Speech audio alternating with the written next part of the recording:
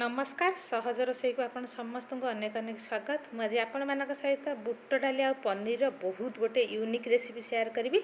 आशा करुँच आपण मानक बहुत भल लगे। तेज चलतु बेसी डेरी न करी आज रेसिपी स्टार्ट करी। बुट डाली आ पनीर यूनिक रेसिपी बनवाई सबुठारु प्रथमे मुझे गिनारे गिने हम बुट डाली नहीं भलरे धोईदे ताकू गोटे प्रेसर कुकर आनी से बुट डाली तक नहीं जावा जेति मु बुट डाली नहीं तार 2.5 गुण पानी नहीं जा माने मु जो गिनारे गिने हम बुट डाली नहीं से 2.5 गिना पानी नहीं जी से लुण हलदी दे प्रेसर कुकर रे 4-5टा हुइसिल दे बुट डाली को प्रेसर कुकर पूरा भलरे ठंडा होगा मुझे रखीदे। एपटे बुट डाली आ पनीर यूनिक रेसिपी बनवाई मुझे गैस को ऑन कर गोटे कढ़ई बसई देछि। कढ़ई गरम हो गला पर सेठारे मु किछि तेल नहीं जाउछि। तापर एठारे मु किछि नेछि पनीर नेछि मु एठारे 300 ग्राम रो पनीर नेछि एवं पनीर को टिके छोट छोट करके पीस पीस करके काटी नेछि एवं ताको टिके तेल रे अल्प टिके भाजी नेबी। बेसी भाजिले पनीर आमर पूरा रबर भली टाण हो जस्ट ऊपर गोटे ब्राउन कलर अल्प टिके प्याज टाइप रो पड़ी गले मु पनीर को रखिदेवी। एबे देखंतु पनीर आमर जस्ट टिके ब्राउन कलर हो जाइए। एबे आमे गैस रो फ्लेम को स्लो करी पनीर को गोटे प्लेट को बाहर कर नबा। पनीर को टिके जस्ट भाजी सारा पर मोर एतिकी तेल रही जाइए से तेल रे मु कौन करी आमर बुट डाली आ पनीर यूनिक रेसिपी बनवाई तार मसला नेबी। एठी मु अल्प टिके फास्ट तेल गरम हो जाइए। तेल गरम होला पर सेथिरे अल्प टिके हेंगु नहीं गली तापर सेथिरे टिके हल्दी पाउडर अल्प टिके काश्मीरी रेड चिली पाउडर नहीं कि स्लो फ्लेम रे आमे टिके ताको भाजी दबा जहा फल रे आमर जो ग्रेवी बनैबा पनीर आ बुट डाली रो यूनिक रेसिपी रा सेटा बहुत ही बढ़िया कलर होता है। देखो पूरा तेल केते सुंदर रेड कलर हो गला। गोटा मसला एथरे नेबी गोटा मसला नहीं गोटे तेजपत्र गोटे डालचीनी गोटे अलैच 3-4टा गुजराती एवं गोलमरीच आउ किछि जीरा नहीं कि ताको टिके मु भाजी नेबी। सब गोटा मसला गुड़ाक मुझे भलरे भाजी नेली तापर मुझे एठी नहीं रसुण 8-10 कोला को टिके छोट छोट पीस करके ताको टिके नहीं जाइए। एथिरे आपण रसुण पकेले ता फ्लेवर टी बहुत बढ़िया आए ताको टिके ब्राउन कलर जाए ताको भाजी नेबी।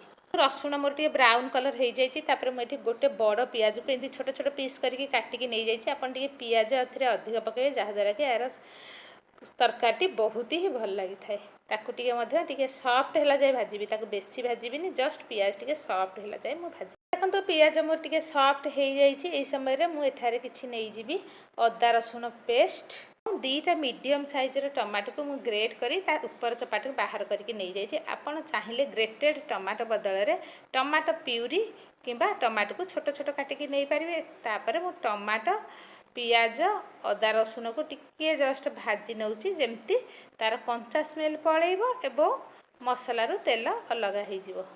एवं यही समय मुझे लुण मिसई नौची जहाँफल आम टमाटी मसला रे बहुत जल्दी मिसीज।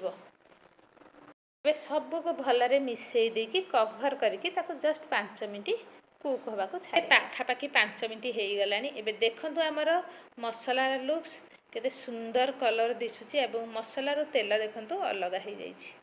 मसला रे किछि गुंड मसला यूज करी। गुंड मसला रे मु नेइची जीरा पाउडर 1 स्पून धनिया पाउडर लास्ट रे मुझे गोटे स्पून शाही पनीर मसाला यूज करछि। आपण पाखे जदि शाही पनीर मसाला नथिबा आपण मीट मसाला करी पाउडर जेकोसी मसाला आपण यूज करि परिबे किंतु पनीर मसाला रे एई तरकारी फ्लेवर बहुत ही बढ़िया आस्थाय कारण आम एथिरे पनीर यूज करछे।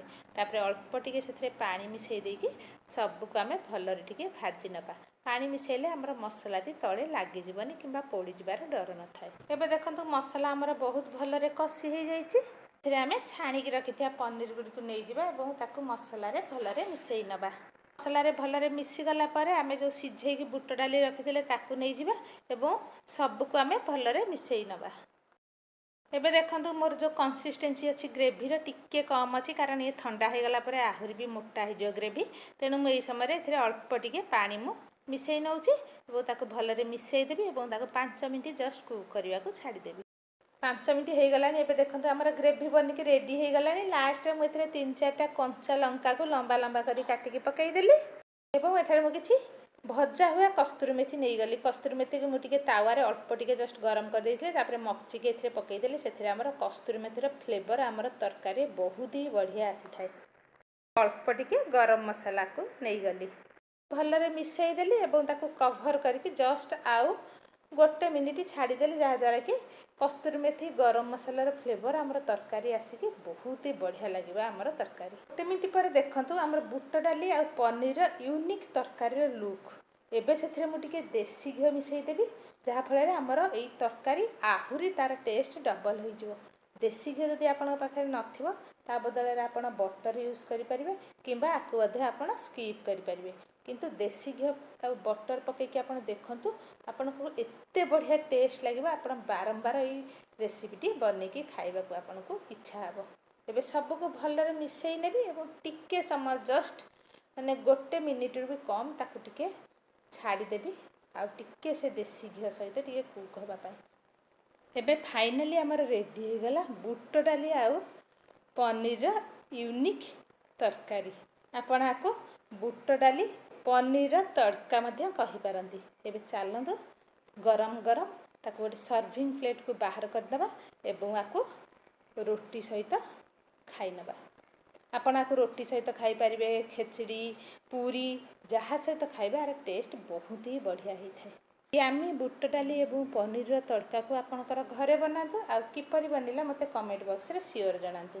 यदि वीडियोटी भल लगिला वीडियो को कर दियंतु गोटे लाइक आ मो चैनल रे एमती नुआ नुआ यूनिक रेसिपी रो वीडियो देखिया पई मो चैनल को सब्सक्राइब करी पाखरे था बेल आइकन को प्रेस करी ऑल ऑप्शन को सिलेक्ट कर दियंतु जहाँ फल रे आपन पाखरे मोर नुआ नुआ वीडियो रो नोटिफिकेशन पहुंची जिवो।